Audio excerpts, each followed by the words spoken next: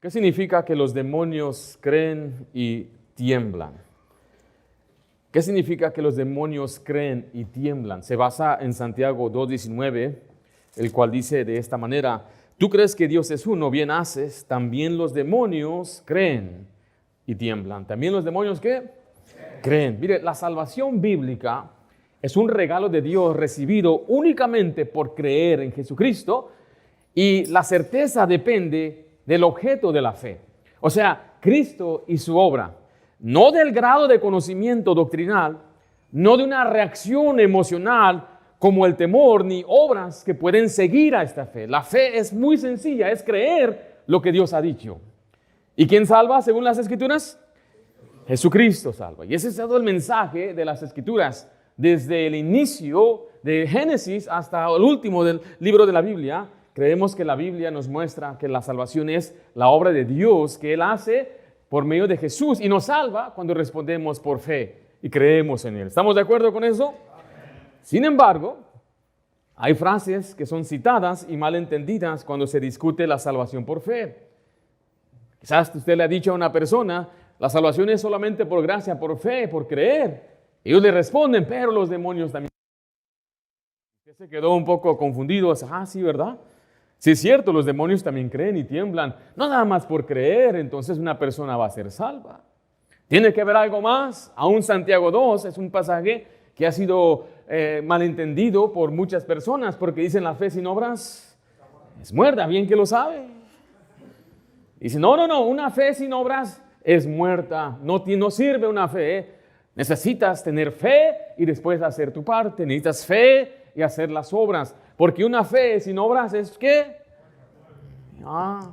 Pero ¿qué dice la Escritura en todo el contexto? Y hoy no voy a cubrir ese aspecto de la fe sin obras es muerta. Voy a enfocarme nada más en la pregunta de hoy: ¿qué significa que los demonios creen y tiemblan? Porque muchos lo usan como un argumento rápido para desacreditar el evangelio bíblico y afirman que creer no es suficiente. El problema no está en el texto, sino en asumir que Santiago está hablando del mismo tipo de fe o creencia para salvación. Los demonios creen algo, eso no tiene nada que ver con la salvación. Si no aclaramos qué significa realmente esta expresión, vamos a terminar confundiendo la salvación con el discipulado, porque por otro lado hay quienes enseñan que el que verdaderamente es salvo va a producir obras. Y si no produce obras, es evidencia que realmente no creyó. Tampoco este pasaje dice eso.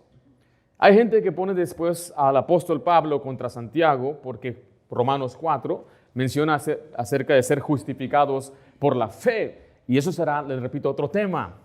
Sin embargo, para entender correctamente esta declaración en este pasaje, vamos a comenzar haciendo la pregunta correcta y dejar que el pasaje mismo nos marque los límites y el significado. Entonces, note conmigo, por favor, una vez más. Y antes de proceder, quiero aclarar esta frase: fe salvadora. La gente lo menciona mucho, entonces yo trato de usar pasajes bíblicos. Por ejemplo, yo creo que Dios es soberano, pero la Biblia no menciona la soberanía de Cristo, de Dios.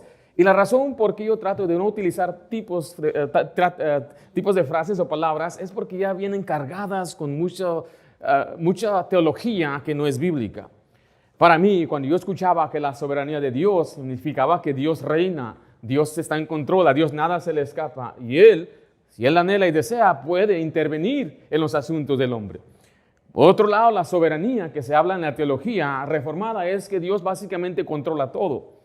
Y nada de lo que sucedió sin su voluntad por decreto antes de la fundación del mundo. Ahora, note que en los últimos meses ya he estado hablando más de ese asunto. Muchos de ustedes vienen de un fondo quizás donde se les enseñaba que la salvación se perdía. Pero ahora estamos mirando una gran cantidad de personas confundidas donde les enseñan que si tú realmente creíste tienes que cambiar. Y la evidencia no es la fe en la Biblia, la evidencia es mi vida. Y es lo mismo, es el mismo lado de la moneda, son las obras. Entonces este pasaje ha sido grandemente confundido, y esa palabra fe salvadora, como que hay una fe que no salva. Cuando hablamos de fe bíblica, es una palabra más correcta, nos estamos refiriendo ahí a confiar personalmente en Jesucristo como Salvador, descansando en lo que Él hizo, no en la fe misma. La fe misma no es lo que salva, sino la persona, Jesús, la fe en la persona que hizo la obra. ¿Sí me estoy explicando? Ok, entonces quería aclarar eso. Antes de que yo explique, quizás voy a mencionar esta frase. Y empezamos con la pregunta. La pregunta que hayamos hecho. ¿Qué significa que los demonios tiemblan? Recuerde, porque vamos a ver la importancia de esta pregunta. Y la pregunta completa que estamos contestando es esta. ¿Qué significa que los demonios creen y tiemblan? Ahora, hay variaciones de este tipo de pregunta. Las variaciones pueden ser así. ¿Qué es exactamente lo que creen los demonios? ¿En qué sentido creen y por qué tiemblan? ¿Está Santiago hablando de fe salvadora? ¿Tiene esta fe alguna relación con la vida eterna? Ahora, ¿por qué importa esta pregunta? Es muy importante porque una mala interpretación de esta frase puede llevar a concluir que la fe en Cristo no salva, contradiciendo numerosos pasajes claros del Evangelio. Yo he escuchado a gente decir que la fe no es suficiente para salvar. La fe no salva sola. Tiene que llevar una vida cambiada, evidencias o obras para poder entonces realmente ser una fe bíblica clara. Sin embargo, cuando aclaramos el significado, protege no solamente la doctrina de la gracia, pero evita añadir requisitos que la Biblia no añade. Ahora, mire, quiero que usted sepa algo. Cuando una persona se confunde de esto, entonces puede generar dudas sobre la salvación. Porque le dice a usted, no, yo soy salvo por creer, los demonios también creen. Así, ¿verdad? Puede quitar la seguridad en Cristo. Puede llevar al creyente en confiar en sus obras. Puede producir temor y culpa innecesaria. Puede confundir salvación con vida cristiana. Y eso es lo principal. Yo no comprendo cómo llegaron muchos a este estado de enseñar esto. Me refiero, muchos contemporáneos bautistas confunden lo que es el discipulado con la salvación. Y usan pasajes como Gálatas, donde dice la Biblia que los que practican tales cosas no heredarán el reino de Dios. Y entonces dicen, una persona que vive en este pecado, entonces no es salva, no es apto. Entonces, esto todo confunde a la gente al no tener una plena vista bíblica de todo el contexto de los pasajes que se citan. Y este es un pasaje fuerte, donde después la gente se puede desviar a las obras de gratitud o a obligación. Nosotros hacemos obras por gratitud, porque amamos a Dios, porque Dios bendice y recompensa, porque las obras nos vamos a llevar al cielo. Dios va a honrar a sus hijos en el cielo, en la presencia de Dios, con honores, con coronas, con posición durante el milenio, y reinaremos con Cristo para siempre. Y lo hacemos por gratitud, no por obligación y no para mostrar que realmente yo he sido salvo. Si yo quiero mostrarle a alguien, algo a alguien, si soy realmente salvo, alguna profesión bíblica de fe, como lo muestra la Escritura. La salvación es por fe, por creer en Cristo Jesús. Aquí vamos a ver la suposición. Cuando alguien dice, no, mire, la fe sin obras es muerta. ¿Cuál es la suposición? La suposición detrás de esta pregunta es que la fe por sí sola no puede salvar. Y bajo esta idea se asume que creer en Cristo es insuficiente, que la salvación debe completarse, confirmarse o validarse por obras. Algunos llegan a afirmar que las obras que las obras son necesarias para obtener la salvación. Hay un pasaje en Romanos que dice, tenemos que obedecer a la fe. Y obedecer a la fe simplemente significa creer. El mandato de cree, arrepiéntete y cree. Yo escuché a alguien decir una vez que no solamente es creer, es obedecer. Y dijo, es un paquete de un proceso. No, mi querido hermano, no es un paquete ni un proceso. La salvación es simplemente entendiendo lo que Cristo hizo por usted y creyendo en Él. Ahora, si hay gente que intelectualmente entiende, pero no lo cree, esa persona no es salva según las Escrituras. Hace un par de años estábamos evangelizando y un muchacho me dijo que él era ateo y no creía en Dios. Cuando alguien me dice que es ateo, yo empiezo a hacerles una serie de preguntas. Algunas son simplemente lógicas. Le digo, entonces, ¿tú crees que nada hizo todo? Cuando ellos escuchan eso, se piensan a confundir. Nada hizo todo. ¿De dónde vino el mundo? Y empiezan ellos a darme las explicaciones comunes, teorías de miles y millones de años. Pero empiezo yo a preguntarle si él quisiera saber lo que la Biblia dice. Y yo le digo, aunque no lo creas, yo te puedo mostrar lo que la Escritura dice. Cuando alguien me dice que sí, en la mayoría de los casos la gente termina creyendo porque la fe viene por el oír. El oír de la palabra de Dios es viva y es eficaz y mucha gente empieza a creer. Pero mire, no es porque ahora se convencieron, la realidad es que no hay ateos. Según la Biblia no existen los ateos. Dios se ha dado a conocer a cada ser humano. Por medio de la creación, la gloria, los cielos cuentan la gloria de Dios. Dios puso su ley en nuestro corazón, puso una conciencia, pero el necio dice en su corazón, profesando ser sabios, se hicieron necios. Y este muchacho dijo, está bien, quiero escuchar. Y le empecé a explicar todo el evangelio y al final yo estaba medio alegre porque él todo lo comprendía.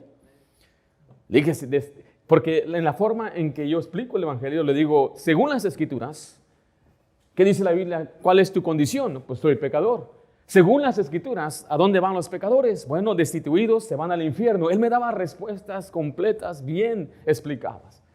Y le dije, según las escrituras, ¿quiere Dios que tú vayas al infierno? Me dijo, no, por eso mandó a Jesús a morir por nosotros. Según las escrituras, ¿qué tienes que hacer para ser salvo? Dijo, creer en Cristo, confiar en Él. Pero le pregunté, ¿lo crees? Y me dijo, no. Una cosa es entenderlo y otra cosa es creerlo. Entonces, miren, que la salvación, como mencionamos en esta suposición, es simplemente por tener el conocimiento intelectual, no es verdad. Necesita entenderlo, pero también creerlo. La suposición que vemos en esta pregunta, entonces, es para algunos porque ven que no cambia un tal hermanito por ahí. O ven que llevo años en el cristianismo y todavía soy igual. Entonces ahí viene la duda del diablo, le dice, la fe sin obras es muerta, hijo. Porque los demonios creen y tiemblan. Recuerden, nuestra experiencia, nuestra vida no debe determinar nuestra doctrina. La Biblia determina lo que creemos, determina lo que es la verdad. Porque recuerda, hay extremos. Que los demonios tienen fe, la comparan a la fe salvadora, como mencionamos. El otro extremo convierte el texto en una prueba para evaluar la autenticidad de la fe de los creyentes. Para ver si realmente es salvo. Y se le quedan observando, ver si Alex realmente es salvo. Observan su manera de vivir, su conducta y se preguntan, ¿realmente será salvo?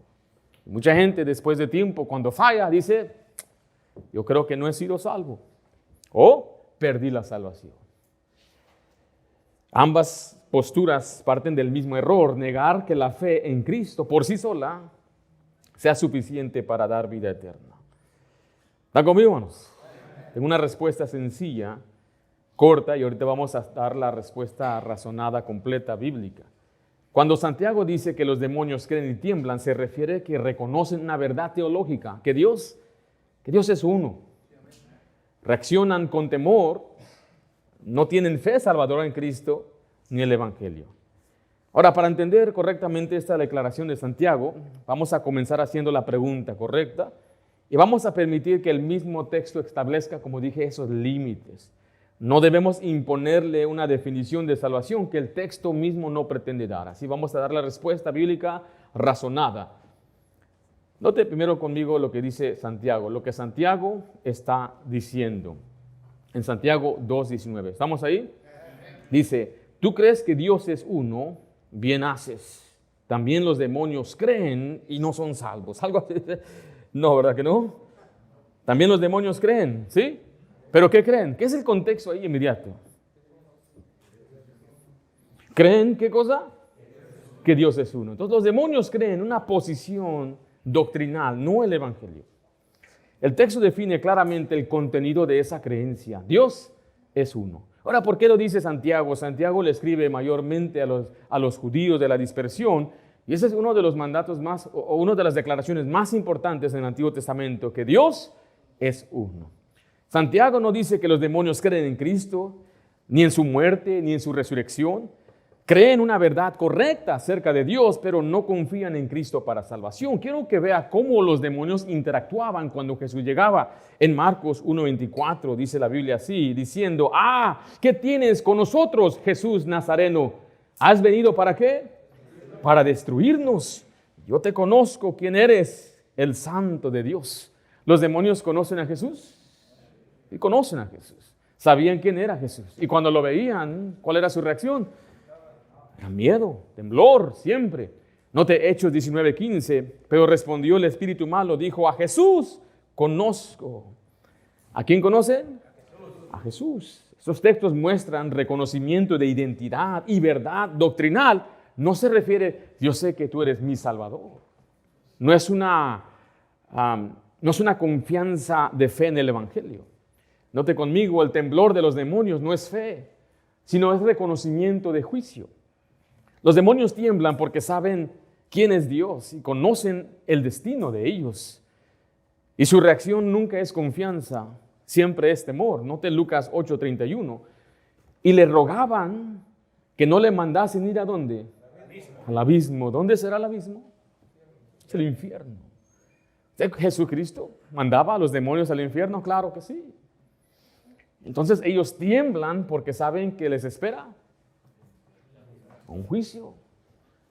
Ahora mire, número 3, los demonios no pueden creer para salvación porque la redención no fue provista para ellos. En ninguna parte nos dice la Biblia que Dios ha proveído un camino de salvación para ellos. En Hebreos 2:16 dice así, porque ciertamente no socorrió ¿a quién?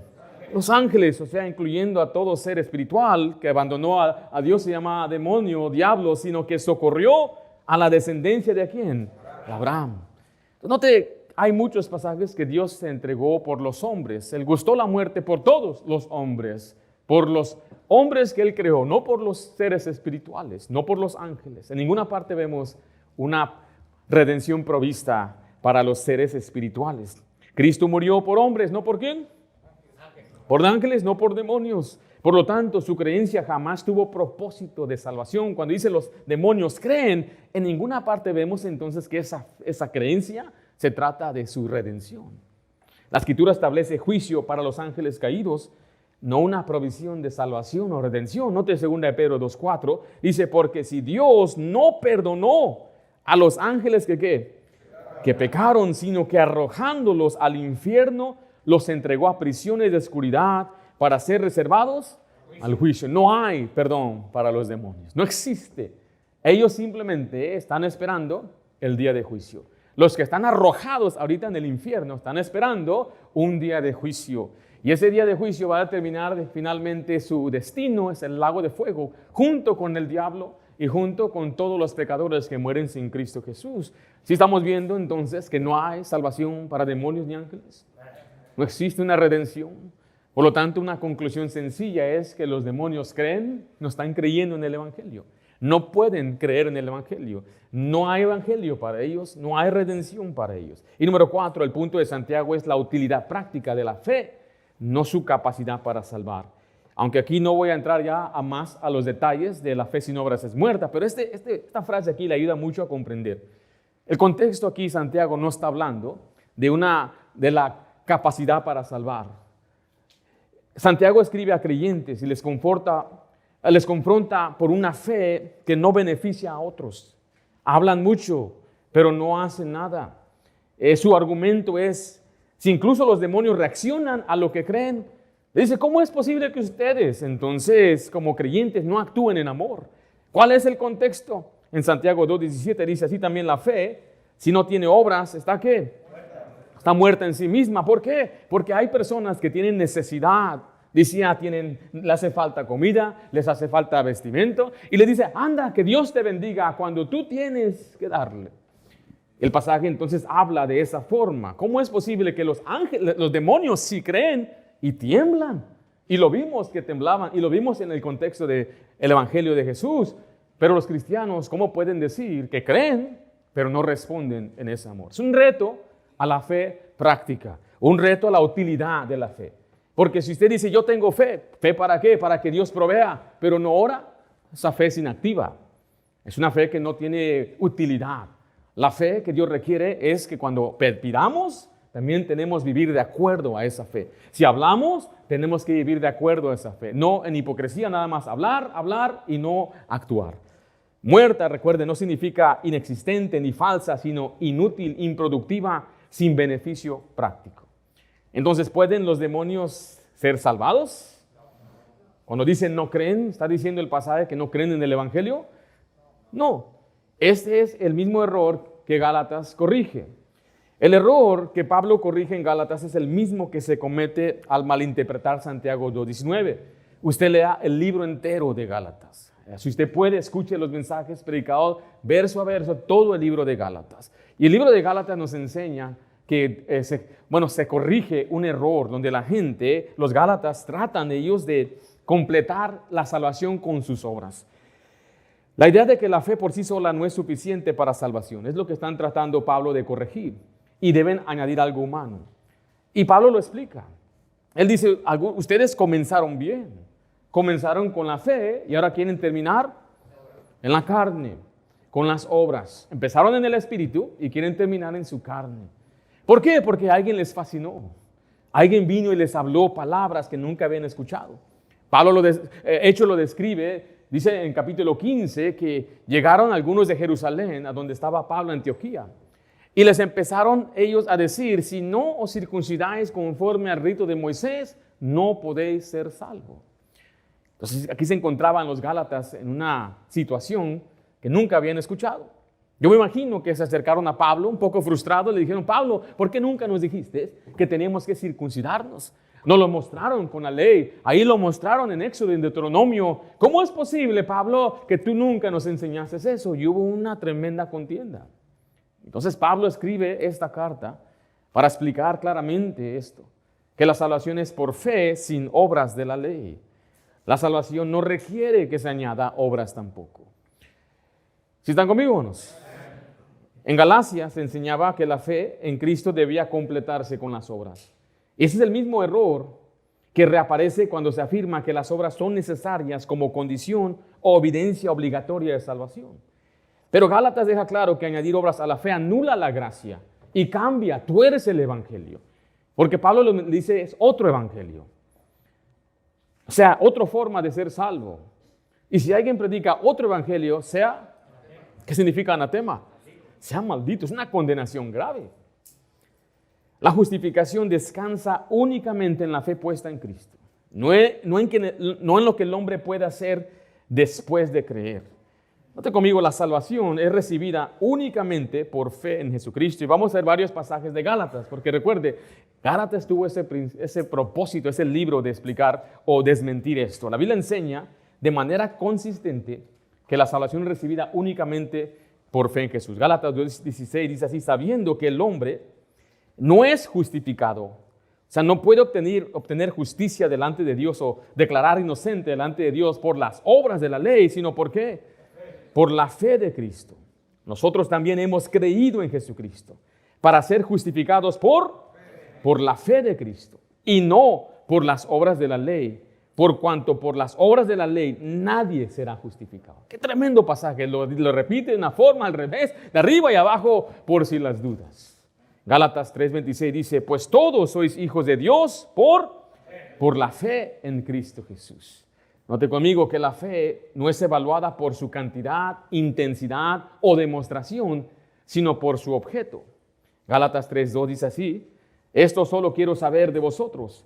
¿Recibisteis el Espíritu por las obras de la ley o por el oír con fe? Note que separa la obra y la fe. La obra es lo que yo hago y la fe viene por el oír.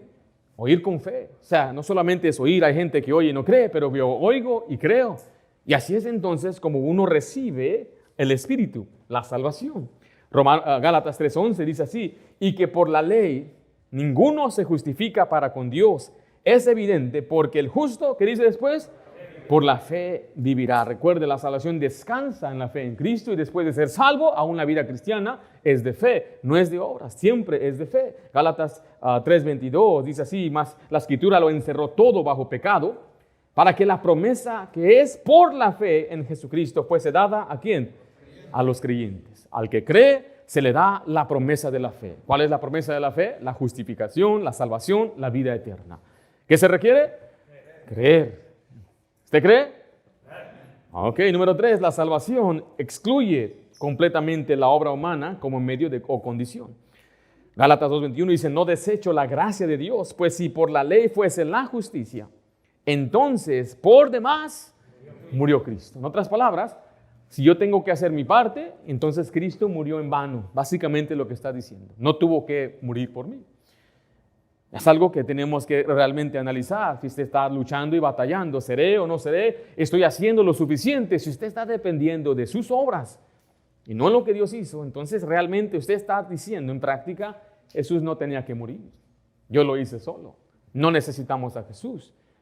Pero eso no es verdad. Gálatas 3:10 dice, porque todos los que dependen de las obras de la ley están bajo maldición. Pues escrito está, maldito todo aquel que no permaneciere en todas las cosas escritas en el libro de la ley para hacerlas. Ya le he explicado este pasaje una y otra vez, pero hay personas que dependen de las obras de la ley. Dicen, yo voy a ser salvo por mi forma de vivir. Está bajo maldición, condenado. Y los que no la pueden cumplir también están condenados. Entonces hay una doble condenación para aquellos que dependen de ellas. Primero, porque dependen de ellas. Y número dos, que no la pueden cumplir. Sin embargo, entonces vemos, finalmente, tomamos el síntesis bíblica, basado en el pasaje Juan 6:47, dice así, de cierto os digo, el que cree en mí, tiene vida eterna. Note entonces que los demonios creen una verdad doctrinal, no el evangelio. Su temblor es temblor judicial o de juicio, no es que están creyendo en Jesús. La salvación nunca estuvo disponible para ellos. Y Santiago no redefine la salvación, sino que exhorta a creyentes a vivir una fe útil. Y la vida eterna depende del objeto de la fe. Cristo, no la reacción emocional ni las obras posteriores. ¿Están conmigo? Una respuesta bíblica y clara, muy sencilla. Recuerde, Santiago no dice que los demonios creen en Cristo para salvación, sino creen que Dios es uno. La vida eterna la tiene el que cree en Cristo, no el que solo reconoce verdades doctrinales. Y hay una aclaración del objeto de la fe.